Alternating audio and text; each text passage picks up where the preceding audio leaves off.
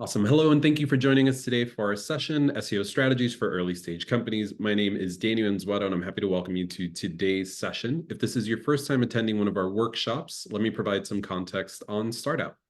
Startup accelerates the growth of the LGBTQ plus community to drive its economic empowerment, building a world where every LGBTQ entrepreneur has equal access to lead, succeed, and shape the workforce of the future. I'm excited to welcome our host today, Ryan. He's the co-founder of Rex Marketing and CX, a growth marketing agency that works with early stage companies in the healthcare and education space. Ryan specializes in the areas of sales, business development, and growth and marketing, and has helped numerous companies scale their venue and operations over the past 10 years. He was also previously a co-founder of Contest, an ed tech startup that was acquired in 2021. And I'm also grateful to him for being one of our programming board members in Austin. Ryan, the floor is yours. Cool. Awesome. Thanks, Danny. Yeah, thanks so much, everyone, for taking the time to meet today. Today, we're going to be talking about just SEO strategies for early stage companies. Like to kind of get started just giving a rundown of basically, I want to give a step-by-step process of like SEO strategies, how I would go about implementing them and presenting different ideas that you can either take and start looking at maybe implementing them in your companies. However, these are not all inclusive. Obviously, SEO is a large topic. There's lots of different strategies and approaches, but just want to introduce some ideas and strategies that I've implemented and used in previous companies and previous roles that I've seen success with. So we're going to kick it off just with what is SEO. I feel like, truthfully, like as I said, SEO is such a big topic. We could have a whole nother presentation just like breaking down the fundamentals of SEO and, the nuts and bolts behind ranking and what have you. However, I'm sure some of us are coming to this call with like different levels of understanding. Maybe some of us, are in marketing roles and have a solid understanding of SEO. Maybe some of us are founders who have no clue and are just getting started and thinking about SEO. So just want to level set, get everyone started on the same playing field and understand what is SEO, why you should care about it, some factors that go into ranking, things like that. Also want to talk about ChatGPT. I feel like it's a disservice to talk about SEO without talking about ChatGPT because we all use it, I'm sure, and use it to some extent for content creation or speeding up our processes. So I want to just kind of cover the do's and don'ts, things that I've learned from using it and utilizing it, and mistakes and learnings that I've had while using it for SEO strategy. Then we're going to actually then jump into some strategies. Going to be looking at use case and feature landing pages or persona landing pages. I'm sure maybe we're familiar with these or we've at least seen these or utilized these on like products we use every day or softwares that we use. Going to then be looking at blog posts with high intent keywords, high intent topics that are highly relevant to someone taking an action to either use your service, buy your product, what have you. Then you're going to be looking at SEO dictionaries or glossaries, the impact those can have on your product services as they relate to your offering. And then finally going to look at competitor alternative pages. So pages that would be comparing you or competitors and ranking those pages. And obviously just to call out, if you have questions throughout, just put messages in the chat. I know people are messaging where they're from. I'll try to just like keep an eye on it. And if you have questions, feel free to jump in and I'll answer them as they come in. So Danny already kind of gave a brief intro, but just to go a little bit around who I am. So I have a background in sales, biz dev, growth marketing for early stage companies. I've been doing that for the past 10 years of my career. I was also the co-founder of an ed tech company in 2019. We exited in 2021. We were acquired by another company. We were in like the virtual event hosting software, which I'm sure you can imagine we built that through 2020 and had a crazy ride during COVID and during that remote setting. Since then, I've been in heads of growth positions at early stage companies, typically Series A or earlier, helping them expand operations, grow revenue. In one of my most recent roles, I was at a health tech mental health care company. At the time I joined, they were only serving New York State. And over the course of 3 years, I expanded operations across all 50 states. So kind of been doing this for a while and utilizing a lot of different strategies to grow companies and grow operations. And then one other quick plug. I also advise founders in early stage companies. I actually am a mentor through Startout's mentorship program. So I'm not sure if anyone's heard of it or know about it, but it's a great resource. I've actually got connected with Startout back in 2019 when I started my own company looking for resources and came across the mentorship program. It's a completely free program where you get paired with someone in the areas of marketing, sales, legal, really whatever you need help with. And it's a free resource. You meet bi-weekly with someone and they provide guidance. So I advise founders in early stage companies through the mentorship program. And if you're looking for resources or support, would definitely check it out. And it's completely free again, offered through Startout. So just to touch on the basics. So I want to just cover the bare minimum. Again, this could be a whole topic and a whole presentation in itself, but just want to level set with everybody. What is SEO? What do you need to know about it? So truthfully, I like to say the importance of SEO is driving high intent traffic and organic traffic to your business for people to see your services, offering the product. It's all about getting in front of the right person at the right time when they're researching for solutions or researching for topics that are related to your offering. When it comes to types of SEO, there's on-page SEO, which relates to the actual elements and content that's on your website. So whether that be in the visible body tag of your page and the things that people visibly see or are able to read, or metadata that's in the head tag, that all relates to on-page SEO, like things you have direct creative control over and changing. Off-page SEO ties into things that are less out of your control. These are, for example, like backlinks, other websites or other domains on the internet that are linking back to your website domain. As an example, social indicators like people reposting content across socials, like reposting blogs, what have you. These are more fall in the line of off-page SEO work. And then local SEO, typically most important for businesses that are brick or mortar or geographic specific, whether like Google My Business pages, what have you, more so again for like businesses that are tied to a certain geography for whatever reason. Just saw a question come in around the recording. Yeah, recording will be sent out. So all this, feel free to take notes, but recording will be sent out post-event. Just want to cover a couple key things to think about when it comes to SEO. Again, there's a number of factors that relate to SEO performance and that are indicators for a site to perform well. The key ones, just to call out, active SSL certificate. So I'm sure we all know what that is. Potentially, I'm sure whenever you've gone to a website, most sites are already secured, and a lot of domain providers do this already out of the box, or help you with that when you set up your domain. But ensuring your site's secure, that's a must. Without that, you're going to have extreme difficulty in trying to rank anything in search. Mobile responsiveness. The majority of searches nowadays are conducted on a mobile phone screen. That being said, Google prioritizes sites that are mobile responsive. So whenever you're thinking about design, website creation, don't neglect the mobile design as well. That plays a large role in your ranking abilities. So again, something to keep in mind. Domain age and authority. So domain age included this here. I like to call this out with a caveat.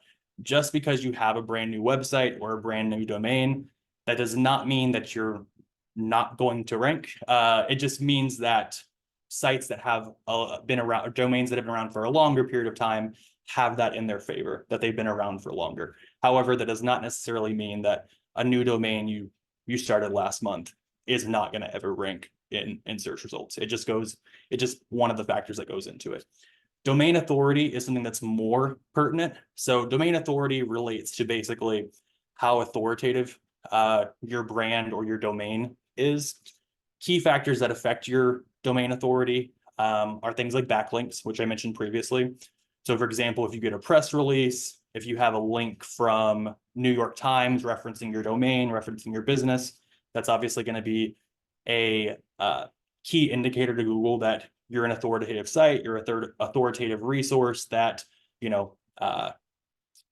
other highly authoritative sites are ranking to and willing to kind of share that link to your site. So again, domain authority and backlinks is like, again, a whole nother topic, but that's just one of the ways that it ties into that. Making sure you have an accurate and updated sitemap. Most website builders that you use out there do this automatically. But if you're not using one of the basic web builders out there, just ensuring your sitemap's up to date. Titles, meta descriptions, optimizing these for keywords, leads into keywords. So like, truthfully, you want to, if you're creating content and putting pages out there, you want to be doing some form of keyword research, ensuring that you're filling your titles, your meta descriptions with the keywords you want to be showing for, and then filling those keywords in within your body of your content. So like in the actual meat and potatoes of the page on your site. And then page speed. So page speed is also an indicator. I'm sure we all have the experience. Like if you go to click on a page on Google, it takes more than 3 seconds to load. Pretty often you're going to navigate away from the page. So something else to be conscious of is just page speed and ensuring that your page is up to snuff there. Again, a lot of the basic builders out there, you won't have a lot of control of site speed for some like the, if you're using like Squarespace or something like that, they don't give you tons of opportunity to improve much besides maybe optimizing image files or things like that. But if you're, using other sites like WordPress, Webflow, you have more control over ways to improve page speed. Just gonna call out a few mistakes to avoid. Like I said, I have worked with early stage founders for years and helped advise them through kind of missteps that I've done myself and that I've seen other founders go through. One of the things I highly recommend, and this maybe is a debatable subject, I typically recommend never custom coding your main website. Use a website builder. The reason being, the mindset behind this, if you're an engineer, you're a technical founder, you're going to eventually want to hand off the work to a marketer. A marketer is not going to be able to fully optimize potentially a custom coded website. It's going to introduce issues when you're trying to make quick, fast changes. So for early stage companies specifically, I would say always opt to use a website builder because it's going to just give you the ability to more easily make changes to your site and let a marketer, someone who's less technical, do that type of work versus you having to do it if you're a technical founder. Also to call out, maybe it goes without saying, SEO should not be your main marketing strategy. It's just one piece of the puzzle. You're going to have multiple aspects to your marketing strategy. SEO is just one of them. I like to think of SEO as like the long-term strategy for building your brand and building your growth. So maybe goes without saying, don't only rely on that. And then finally, do not just create content to be creating content. Some of us may enjoy writing, may enjoy doing research or putting information out there. Just because we enjoy it, you're free to do that, but don't expect it to rank. It really does relate to factors like the keywords you're targeting, what are people searching for, what are common search queries. So again, I've worked with founders who enjoy doing research. Like, I'm going to write this long blog article and do a bunch of research on a topic that I feel passionate about. That's totally fine, but don't expect it to potentially rank or drive actual traffic. So just want to call out, and we'll move along to strategies. Just want to call out in ChatGPT. These are just some tools that I highly recommend if you're just getting started with SEO strategy. This is like my basic toolkit to get started and start prioritizing SEO. Google Search Console, free to use. Basically what it does is it going to give you reporting and performance indicators for search queries, specifically in Google. So what are people searching for? What are the search terms they're inputting when your site's showing up? Which pages are actually showing? What are their impressions? What's their click-through rate? Things like that. Again, very simple to implement. Would highly recommend it. Similar to that, Google Analytics. I'm sure we're all very familiar with Google Analytics. Free to use, going to help you understand your site traffic, how users are navigating across your pages. So like what page is someone going to once they come across my blog? Are they coming to my blog and then they're going to the homepage? Are they going to my blog and they're going to book a demo page? Like, what is the actual behavior that someone's engaging in for the traffic of these pages and this content that I'm putting out there? Next goes into SEMrush. So SEMrush, there's a number of tools out there. There's Ahrefs, there's a countless number of these types of keyword research tools. I recommend SEMrush. It's like my chosen. I've used the majority of them. SEMrush is just the one I prefer. But it's just basically a tool to conduct keyword research and find opportunities to improve your ranking, find content that has high possibility of you being able to rank. So it's going to help you feel like, what's the volume that someone's searching for this keyword? What's the keyword difficulty? Like how are the what's competition look like? Like, is there a lot of highly authoritative sites who are, holding the first page of search results? Is it pretty unlikely that me as an early stage company is going to be able to bust through that? So that just, again, kind of just helps you with that keyword research and being strategic in terms of what content to put out there. And then finally, Google Page Speed Insights. This is a product that's within Google Search Console. Basically, as it says, it helps you understand page speed and the speed of your website. How fast is it loading? What does, like, how fast is content loading, etc. So again, this is going to help indicate, if you are having page speed insights, ways to improve it. Cool. So moving into the outside of just the basics of SEO, ChatGPT. So I broke down just some simple do's and don'ts that I've learned. I'd say do use ChatGPT. I would be lying if I said I don't use it when I'm implementing SEO strategy for companies. It's very helpful in saving countless hours of creating content from scratch.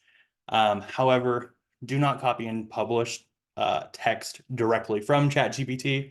First of all, it's not going to be optimized for performance. You may even tell ChatGPT, like, hey, include these keywords.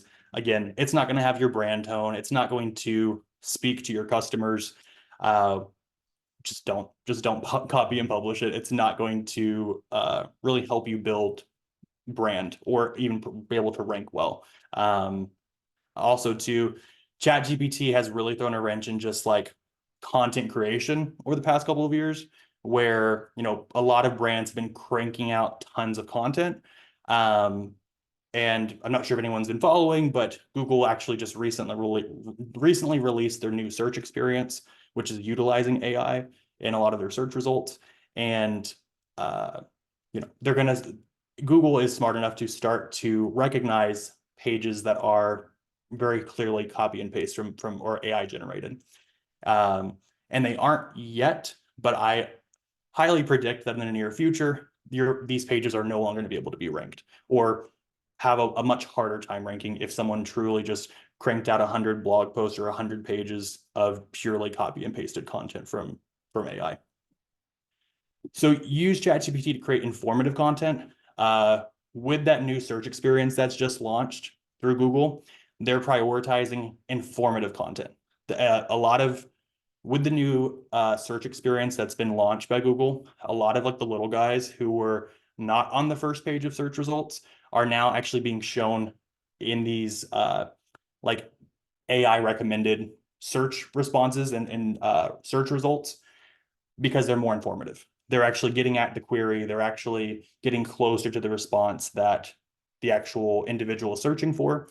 So I like to say, just at the end of the day, we're trying to create informative content. That should be the reason you're creating blog posts or what have you, giving someone information to make a decision about your product or something related to your product, your services, etc. And also, just don't assume that the content that ChatGPT generates is going to be accurate or fit your brand. It's obviously AI generated. It's not going to fit your tone. It's not going to fit your brand, your style that you're going to want to establish as you continue to create more content. I do also like to use ChatGPT for help with keyword research. So for example, if you've done research around a keyword, but you want to, let's say, for example, give me 10 keywords that are slightly related to X. ChatGPT will really help me ideate. I mean, I'm not going to use it verbatim, but I'm going to do that type of work and get a list of keywords that I want to conduct more research around, take that into SEMrush, conduct research, see what volume looks like, what competition looks like, and basically just help me kind of ideate during that process. But don't expect it to be the main driver of your SEO strategy. Truly, I like to view ChatGPT as just a resource or a co-pilot, so to speak, in helping me create the content, make it quickly, and get things out there and published. So jumping into actual strategies, I've kind of laid these pages out in terms of like how I would actually do this step by step, so that hopefully whenever you leave today, you have the ability to actually implement some of these in your company. So whether that be, you take these ideas and think about them, which one you want to tackle, maybe you want to use all of these. But either way, these are the things that I've seen have actually driven result in traffic for the companies I work with and the companies I've been at. So use case, feature, and persona landing pages. So I have a screenshot here of a company that I see does it well. I'm sure we're to some extent familiar with Zapier.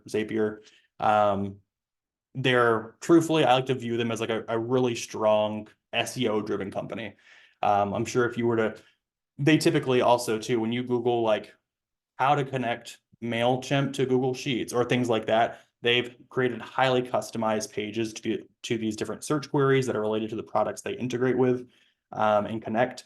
So when you think about SEO strategy, Zapier is really one of those ones that I point to as a good indicator of what to do for your own company. So they have built out, as you see here, these different use case pages. So whether it be lead management, sales pipeline, what have you, and also thinking about personas. So like, who do you want to, like maybe your product is more persona driven. Maybe you want to target marketers. Maybe you want to target salespeople. Maybe you want to target executives, whatever the case may be. I can't, obviously, I'm sure all of us have different products, different services that we're offering or selling. It's going to really come down to your product, its unique offer, who's going to be wanting to use it. But some ones I typically recommend are use case ones like these here, feature specific ones. So if like your product has a specific feature that you want to call out, that you want to rank for, create a feature page potentially, and then personas. So maybe there's a certain person you want to target. So step one, take a step back, think strategically about your product. What features do you want to highlight? Who do you want to target? What are the different use cases someone would use your product for? And then take that information and conduct keyword research. For example, let's say, I have a email marketing tool that's specifically targeting solopreneurs. I'm going to potentially look at I'm going to conduct keyword research around, like, for example, search term, literally email marketing tool for solopreneurs. Take a look at the search volume of the query. Is it actually driving volume? You don't want to create content out there that's not going to actually drive results. So even though, like, for example, maybe my product is, for example, dog food recipe generator using AI, for just throwing something out there. How many people are searching that? Is that going to actually drive volume of searches to your site? So you want to kind of have that happy medium of obviously getting down and being very specific to who you want to speak to, but obviously targeting search terms that drive traffic that people are actually searching for and looking for. Another key factor that goes into that is keyword difficulty, which I spoke about earlier. So just to go back a couple slides, just to show you what I mean by keyword difficulty. This is a screenshot from SEMrush to give you an idea. You'll see here, like whenever you do a search query, this is actually of domains, but when you do a search query on SEMrush, it's going to show you volume amounts. It's going to show you actually, hey, we suspect this query is getting 1 to 100 searches a month. This one's getting 1,000 to 10,000, or whatever the case may be, whatever the ranges are. It's going to also show you keyword difficulty. Keyword difficulty relates to competitors that are ranking for those keywords on the top page of Google. For example, let's say, for example, the top page of a search query has New York Times, LA Times, whatever the case may be, maybe Forbes. It's going to be difficult for an early stage company to really try to outrank those highly authoritative pages. So part of what you want to also do is understand the keyword difficulty. You're not going to want to spend time building pages or content around search queries where, truthfully, and this may not mean anything to anybody unless you're familiar with SEMrush or Ahrefs, a rule of thumb for me is that if a keyword difficulty is at 40 or lower, it's a scale of 1 to 100. So for early stage companies, anything that's at 40 or lower, that's something that I feel is worth targeting for a site that's early stage. Anything beyond 40 or higher, not saying that you can't rank for it, but it's going to be an uphill battle. And I don't want to waste my time whenever I'm doing strategy and implementing stuff, especially when I have a limited time in the day. So general rule of thumb, 40 or lower for keyword difficulty is usually a good place to be as you're thinking about content and what you should do. Similar to that, I'd say anything that's above 100 search queries a month is something that I would spend my time creating content around. At least anything less than that, I wouldn't even bother. The volume amounts are kind of estimates that they provide within SEMrush and with Ahrefs and these other tools. So it's not a clear indicator if it's exactly 100, but I typically have found that anything above 100 typically generates enough volume for me to actually want to spend time doing it. So going back to these use case feature persona landing pages, I would then, once I've decided on these keywords, just go to ChatGPT, use it to actually create the content and text around these pages.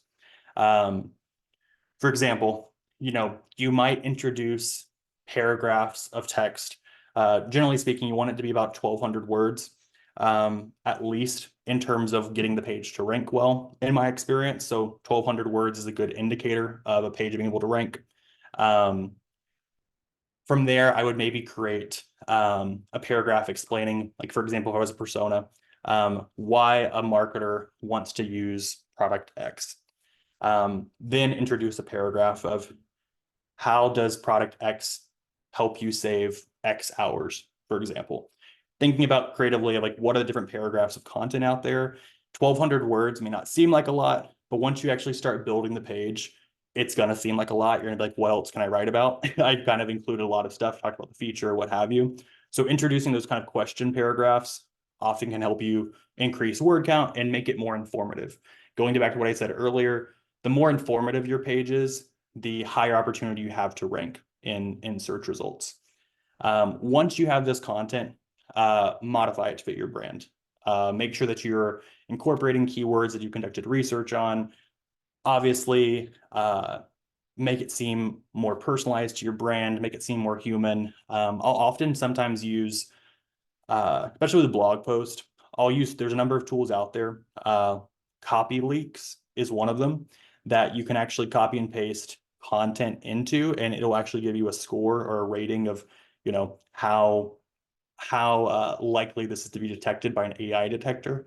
With a lot of clients or things that I do or produce, I typically will run things through that. The reason being my prediction, as I said earlier, they're not yet, but I predict in the next 6 to 12 months, pages that are being scanned and indicated that they are highly likely to be created by AI are going to be dinged by Google search and have lower opportunity to rank.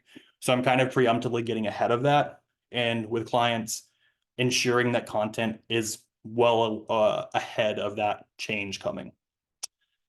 Then when you go to create your page, ensure you've also optimized your title, your meta descriptions, and H1. When it comes to your title and meta description, these are things that are not visible on the page. These are things that are in the head tag of your page. Ensure that you're incorporating your keywords into those. I find these spaces to be some of the best real estate for ranking in terms of search results. So ensuring that you're incorporating your keywords into your meta description, ensure that you're including those keywords specifically in the title. So when someone's actually searching for this query, it's showing directly there in search results. I don't have it here, but one common mistake I'll often see is people will include their brand name or their product name in the title of search results.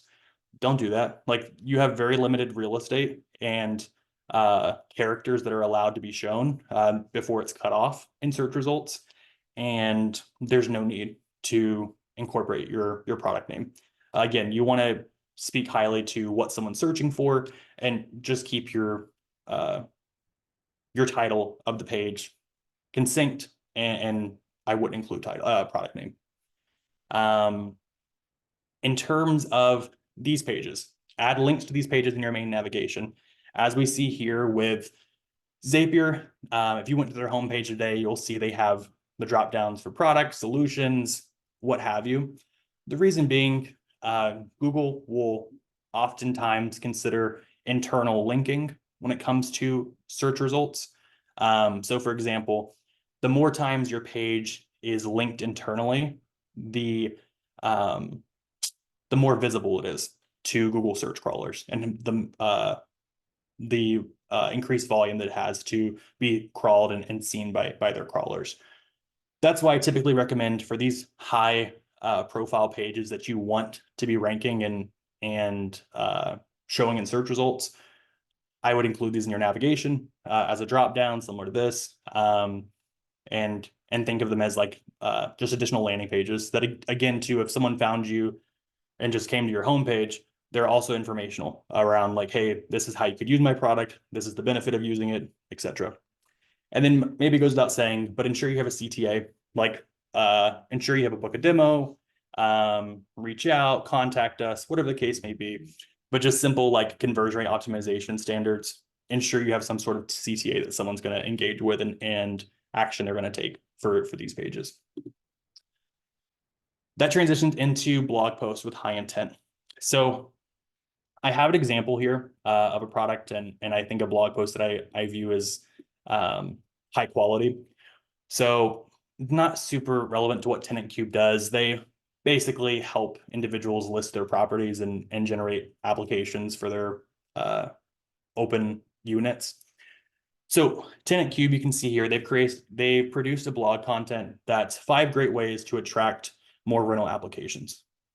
If you can just put yourself in the shoes of a potential user of TenantCube, for example.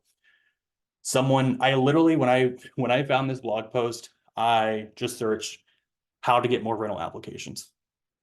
If you were someone, a landlord, someone who owns properties, that is a search query that you're going to conduct, and you're going to be looking for a solution to actively help solve that problem. TenantCube was like number 1 or number 2 in search results near the top of the page. And obviously in their blog post, they're pushing their product. Like they're talking about the benefits, the features they offer, of how it helps you generate more rental applications. So I view this as, when I was saying about being deliberate with the blog content you put out there, this is a good example. Being thoughtful in terms of like, okay, what is my potential user Googling? What is the problem I'm trying to solve? How does my product or service fit into that solution? And producing content like this that gets at that. So again, everyone has different products, different services, but think about that. Take a step back, do the research, be like an empath for a bit, do some research and understand what people are looking for, what are people searching for. Similar to what I said in the last slide,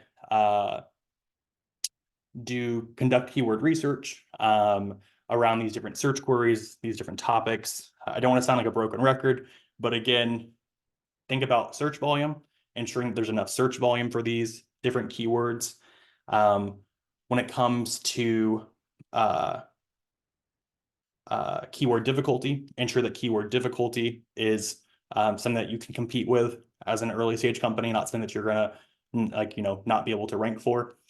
And then I see that someone has a question. Keep topics as far down the funnel as possible. So when I say keep things down the funnel, keep things as far down the funnel as possible, I typically say, what I mean by that is when I think about the marketing funnel, you want to, I view blog posts or content as like there's informative topics and there's transactional topics. And so what I mean by that is there are topics out there that maybe someone's or queries out there that someone's conducting where they're just wanting to gather information. They're wanting to fact find.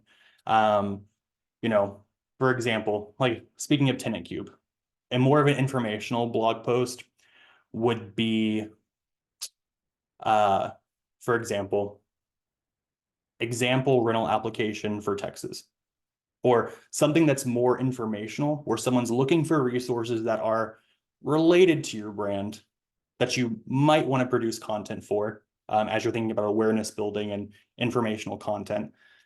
However, there's also content like this blog post here that's more transactional, where at this point, as you can imagine, if someone's looking to improve and to increase the volume of applicants, they're further than that funnel of wanting to make a decision to solve that problem. They're not at the top of the funnel doing research around your space. So when I say keep topics as far down the funnel as possible, that's what I mean. Just keeping the topics more in that transactional space versus creating content that's in that kind of like fact finding headspace for users. If that makes sense. So from there, moving along with this blog post, when I think about creating the content, using ChatGPT again, optimizing it for SEO, when it comes to optimizing blog content for SEO, internal links, I'll kind of just rattle these off. Internal links so linking to other blog posts, linking to pages on your website. Again, the more times a page is internally linked, the more opportunity a Google crawler has to see the page and make a note of it and know that it's there. Keyword incorporation, of course, goes without saying. CTAs throughout. So oftentimes people don't, I see this as a mistake as well, where people will create a piece of blog content, but at the end of the blog, there's no call to action. Like, what are you, at the end of the day, how is that driving business? Like, great, you produced a blog content that showed up in search results, but it's not, you know, pushing someone to take an action, to book a demo, to, you know, start a free trial, whatever the case may be. So you want to ensure that you're incorporating some sort of CTA throughout, and calling someone to take an action for whatever reason, whatever the question is that they're coming here for answers for, presenting your solution and prompting them to take an action. Fit it to edit to fit brand and tone, and then ideally I'd say 1,200 words. So again, that's kind of a standard for me. I think that's from what I've seen, that's where you want to be for a lot of blog content and content on pages, in order for them to have a solid opportunity for ranking. And then for obviously, I think that when I mention blogging as a strategy, a lot of again, I work with a lot of founders in early stage companies, like less than 10 employees. A lot of people are like, no, I don't want to do that. Like it's too much a commitment. I don't want to, you know, who's going to be writing it, what have you. I'd say truthfully, if you're a solo founder, early stage company, just hold yourself accountable to a simple cadence. You know, once a month minimum, bi-weekly, obviously, or bi-weekly. Obviously, the more content you put out there, the better.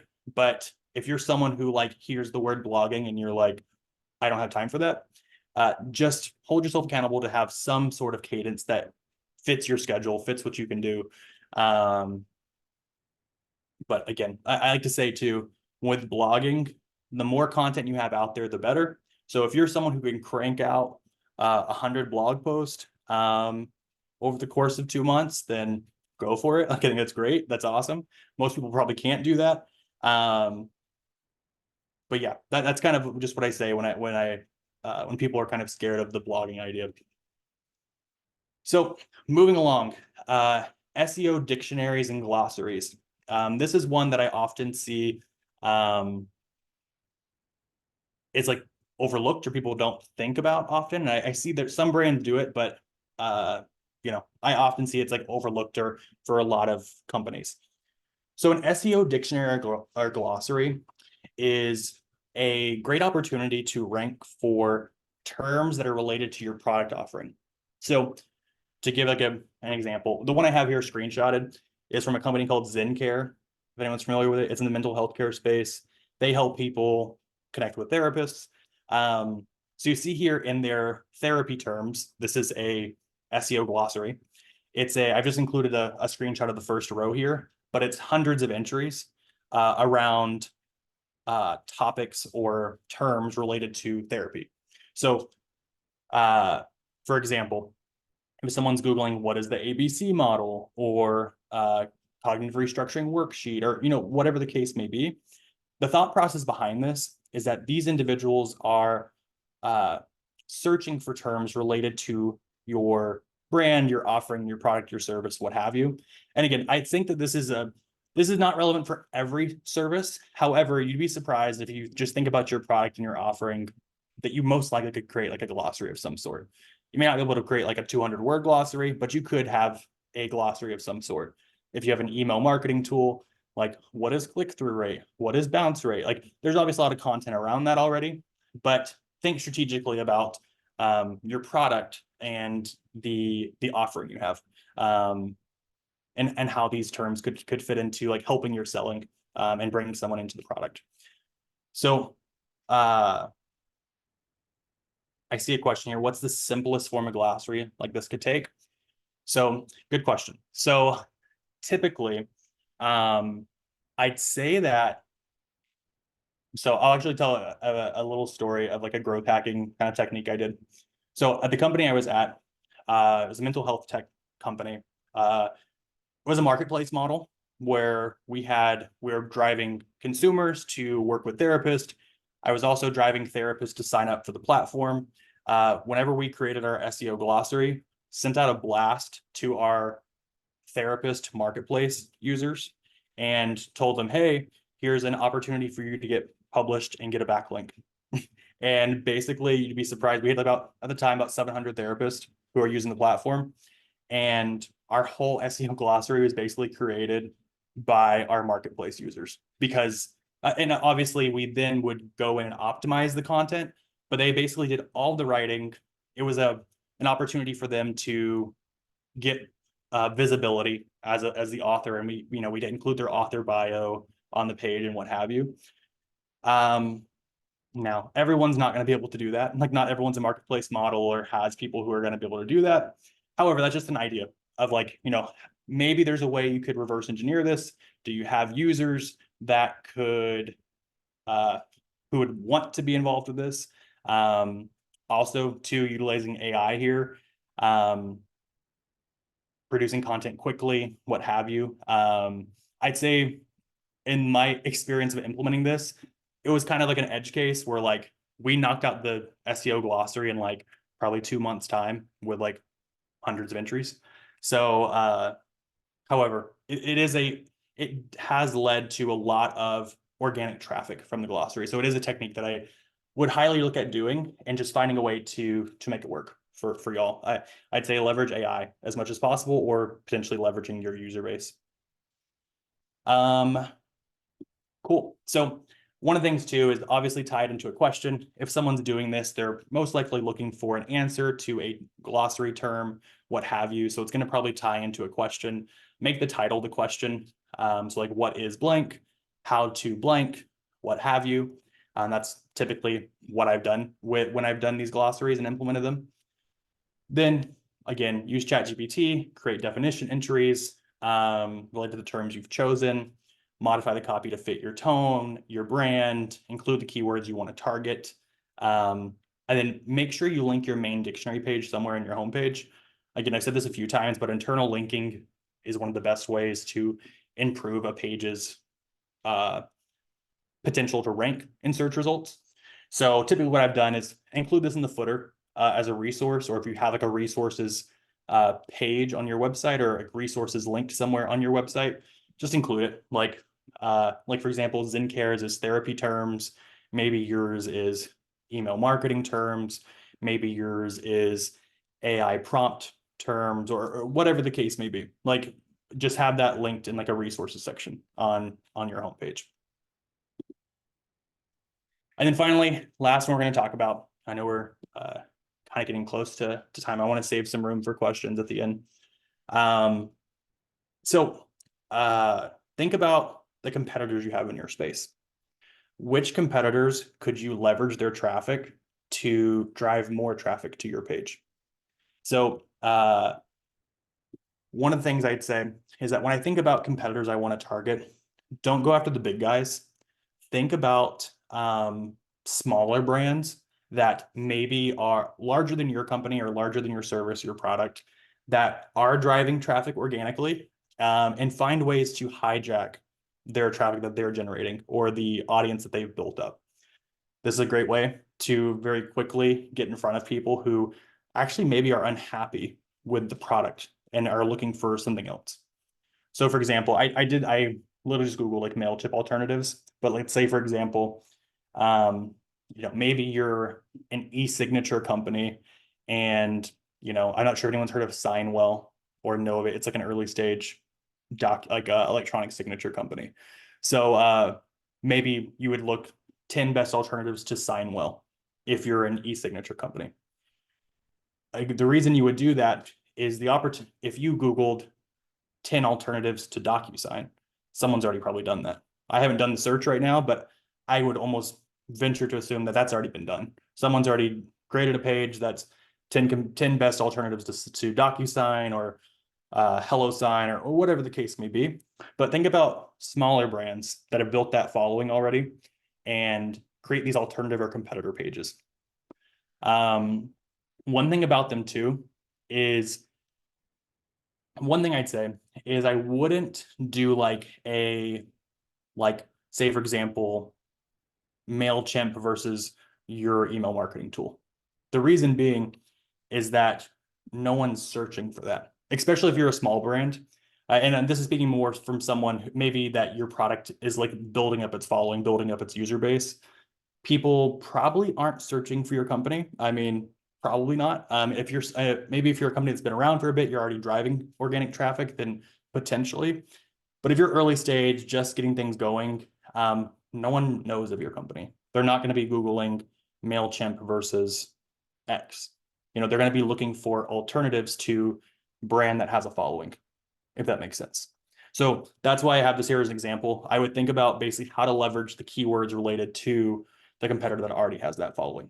So conduct keyword research, as always. Find, get a list of competitors together that you think you have potential to sell against, potentially. Do keyword research, see which one of your competitors are driving the most traffic based off of their keywords. Are people looking for Signwell? Are people looking for HelloSign? Are people looking for DocuSign? Just calling these out there. But basically see which one of your competitors has the largest following. Which one do you want to try to hijack their traffic? You'll then use ChatGPT, create the content, the text to competitively sell your product against them. Obviously, if someone's looking for an alternative to X, they're unhappy. Like there's something wrong with the product that's your competitor, and they're looking for another solution. So obviously, write the content and sell it in that way of like, hey, product X is not as good as our product Y, because of X, Y, and Z, and position yourself in that way. Typically also too, you can have like a feature comparison of like, hey, this is, I'm sure we all seen the feature comparison charts of like, hey, this is how we are better. But I typically find these competitor and alternative pages are one of the best pages for conversion rate. So like once these pages actually start to rank and you're driving traffic, these are some of the best pages that will actually lead to bookings, free trials, whatever your end goal is. I see someone just asked, would I put that in the blog or a different page on the site? I would include this as a blog post. So you would just add this to your blog, just write it as a new blog post. But however, I have seen both. I think it kind of just depends on, if you just want to get things going, I'd say just write it as a blog post. However, if you there are some brands who I've seen have actually made these specific landing pages that are basically selling themselves against a competitor, which you can totally do. However, I think there truthfully is no right or wrong method. Both kind of get to the same effect. But I would just do it as a blog post myself. And I have it here. Again, you're a small brand, or you're a brand that's trying to build its name up. People probably aren't searching for your name, so I wouldn't take up real estate in the title, or use that as one of your main keywords that you're trying to target in your meta description, the title. And then obviously include a CTA or call to action on the page that would drive someone to book that demo, sign up for a free trial, whatever the case may be. So I know I was trying to field questions. I know we have a lot of questions in the chat. I saw them coming through. Yeah, if anyone has any questions, I'm gonna kind of go through here and see what I can answer, but here's my email. You can just email me directly if you want, and I'd be happy to answer any questions you have. Let me see here. So this is a good question. So for an early stage founder, what would you recommend as the first 3 to 5 things to do in, say, the first year or two of startups in terms of SEO? It's hard to find time to do everything and show up consistently in all categories. Totally get it. I'd say if I was to prioritize 3 things for a company that's just getting started, I would highlight the feature persona or use case pages. The reason being is that they also they tie into your selling. So like it's basically more informational content of why someone would want to use your product. So I typically, like for a new brand, I would target those. Like definitely spend time thinking strategically. What personas do you want to target? What are the use cases for your product? Whatever makes the most sense, I would target those. I would say hold yourself accountable to producing high quality blog content. Again, it doesn't have to be, if you want to start small, try to produce a blog content once a month, what have you. And then finally, this is less so like what we talked about in these strategies here, but just as like one other thing to consider is that oftentimes, unless you're a marketer and you're a founder who comes from a marketing background, a lot of times you haven't optimized your existing site for SEO performance. For example, maybe your current homepage doesn't have a lot of word count. Maybe your homepage doesn't have a proper meta description, or title has not been optimized, whatever the case may be. I'd recommend going through just what you have built already and look at optimizing it and ensuring you followed best practices.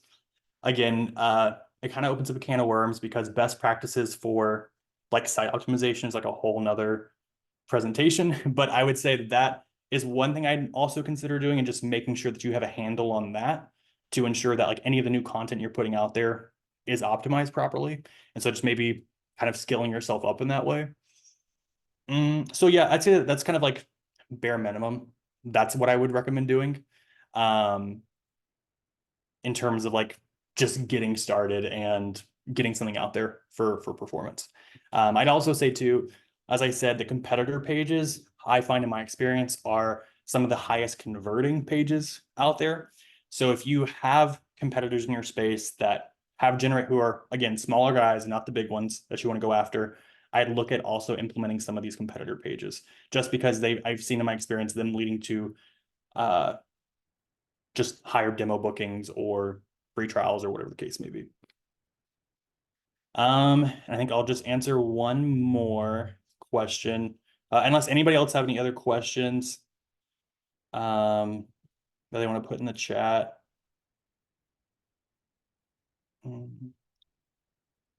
me see.